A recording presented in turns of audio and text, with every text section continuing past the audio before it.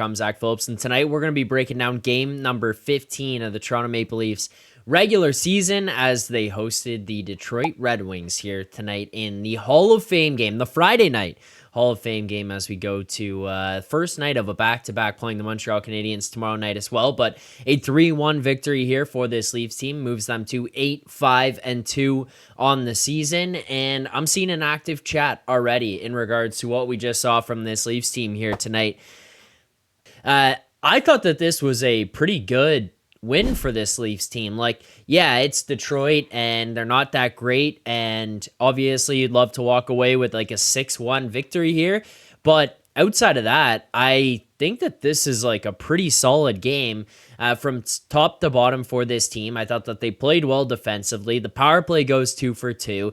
Your penalty kill hits at 66% or whatever the heck you want to call it. But I thought that this was like a good game for the team. I'm watching and looking for other aspects of the game to start building in that are going to be more important long run, and like things that are going to be things that you need when it's most important in the playoffs. And I felt like I was starting to see some of those. Yeah, there are some concerns, but like I'm seeing comments about mid-ass team, whatever, you're expected to beat Detroit, like all that kind of stuff.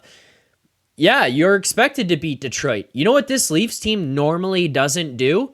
Beat Detroit or other teams you're expected to beat. So I thought that this was a good win here tonight. I thought that this was a good, clean effort all around.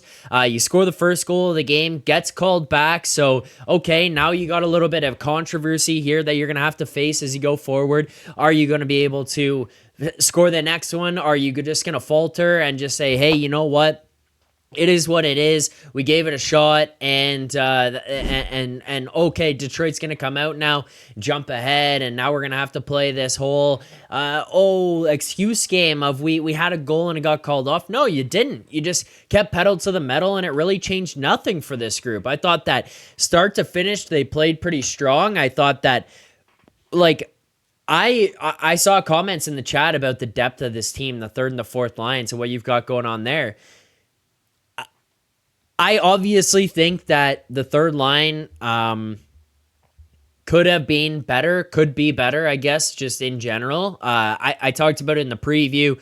I gave them a lot of kind of... I gave them some expectations, some personal expectations going into this night. Obviously, they're not watching the video and saying, yeah, I got to listen to this guy and do what he's saying. But I kind of was looking for certain things out of them to say, okay, are they going to play a certain way? Are they going to cause problems for this Red Wings team? Are they going to be generating offense?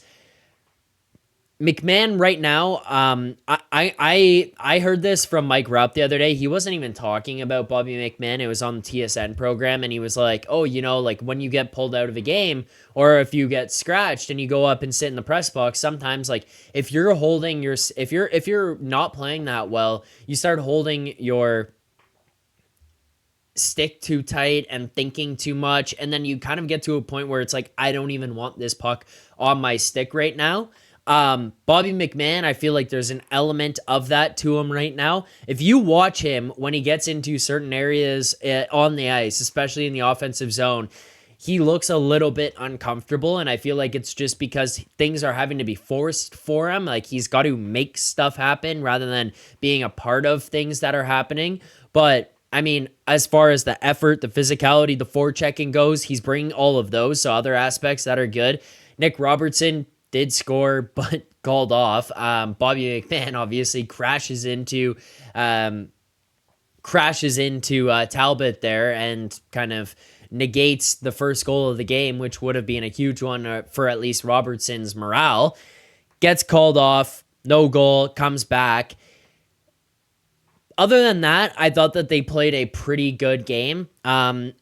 I'm not worried about McMann long run. I think that he's going through something here, trying to figure out adapting into this new system, style of play under Berube, all that kind of stuff. Let's just be realistic though with what we saw here tonight, and I think that is something we've seen a few different times through the last couple of games. We're gonna keep seeing more and more as we go forward. I see what you guys are saying here in the chat as well, and I think it's bang on. Pontus Holmberg is not gonna cut it at third line center in the playoffs. Maybe now in the regular season you get through and you can win games, but this is not a guy who's going to be your third line center all the way through. Like, it's not a viable option for a team that's expecting to win the Stanley Cup. No disrespect to Holmberg. I like what he brought to the team when he got up to this group. I like what he brought when he kind of had to fill in to different spots and was called upon in certain situations. It's not a long-term solution for that third line center role, and it needs to be upgraded. He just doesn't have that like juice to his game to be able to kind of push you over the top and score. He is kind of lacking that like little bit of oomph in him that makes you say, yes, I need that guy out there every single time. He's missing some of that. Also, I forgot to put it on. I'm an idiot, and I have it right in front of me, so I'm just going to take 10 seconds here to put my Poppy on. But I will continue talking, so I'm just kind of looking at the Poppy. My bad. I had it with me, forgot to put it on, and then realized as I looked up at the screen, yeah, it's not on. So there you go. Poppy on. Hopefully I don't stab myself. There you go. Poppy on. My bad. Sorry. Okay, continuing. Pontus Holmberg, though. Yeah, I just don't think that this is a long-term solution for him. It also is a weird combination of line. They don't feel like they really complement each other. Like, it's not like they're detrimental to each other's success, but I don't really feel like they make each other better on that line. I don't know. Maybe it's just early. Maybe I'm being a harsh critic. I don't know. But Denver says, Zach, what would be a good replacement for him? Honestly, it's kind of hard. Like, I don't know if you have the replacement in this group right now. You're going to get Dewar back here soon, but I don't really think Dewar's like the guy that I'd be looking at to say, hey, he's the piece who drastically changes that third line. I think he's probably just like a better Pontus Holmberg, a more mature Pontus Holmberg, and I think he's got a spot in the lineup, but I don't think that he's the guy that goes in and says that we feel like he's pushed us over the top. I expect him probably to come back soon, but Debo says it, and I would agree with it. He's probably just a fourth line guy. Realistically, what I think he does there is push out a guy like David Kampf and say, like, hey, dude, we probably don't need you that much, because that's kind of where I was going to go with this one as well. There were a bunch of times tonight I was looking at David Kampf being like, ooh, I think he's struggling. It's just no offensive ability, really. He's not got great hands.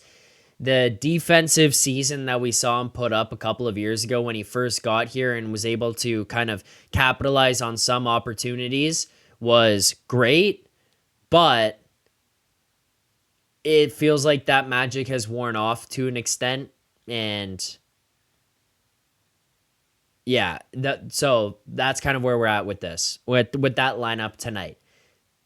Those are the only two pieces I really kind of came away from being like, they stood out a little bit in a bad way to me. I thought that the third line played pretty well as a group. I thought that the fourth line played pretty well. Kampf stands out to me right now as just not, I mean, I don't want to say struggling, but just not kind of playing up to the standard we had maybe expected from before. And Holmberg, I just don't think is going to be a longer term solution. I don't know. I could be wrong. He could turn it around, but you've also got Yarncroke that's going to come back. You've got Matthews who's going to come back and obviously push people down. Domi is not going to play up on that first line anymore. You're probably going to keep the second line together. So then Domi goes down to the third. It changes the dynamic of that. Maybe Dewar comes in. Kampf goes out, right? There's a lot of solutions, or a lot of options, I guess I should say. So there is room for it. But those are the two pieces that I looked at tonight. I was like, oh, those kind of stood out to me as not that great. Back to positives for tonight, though. This was a low event game. And it felt very different watching it.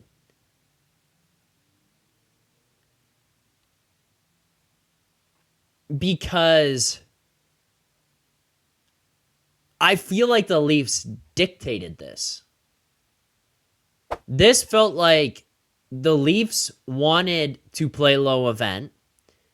The Leafs wanted to have a tight defensive game, not give the Red Wings much, not go up and down the ice, and say, let's play like some Mike Babcock Team Canada Olympics hockey here where we've got all this talent, but we're going to throw it out the window a little bit and just say, you're not getting anything. And it was obviously kind of boring, but like good. This is what you want your team to be able to develop to play long term. This is the kind of way, yeah, it's not going to be that exciting. And this is where fans, like, oh, you want to get rid of Mitchie because we're gonna lose all the fun we get to have watching them and stuff like that. Like, people get nuts. It's like, dude, I don't care. One way or another, if the guys stay or the guys go, not just Mitch, I just said that as an example, but are they going to play the style of hockey that's required to win in the playoffs? I don't give a flying fuck about whether or not I'm entertained anymore watching the game. I'm going to be entertained watching the team lift the Stanley Cup above their head at the end of the season. And if they are going to buy into this Berube style of play, it was not perfect here tonight, but if they're going to buy into this Berube style of play, low event hockey, be really, really stingy on defense, not give anybody anything, have a goddamn Vezina caliber goaltender back there perhaps, who's putting up a .955 save percentage, I'm all in. Because that is far more a recipe for success and playoff success than anything we've seen this team play in the years past.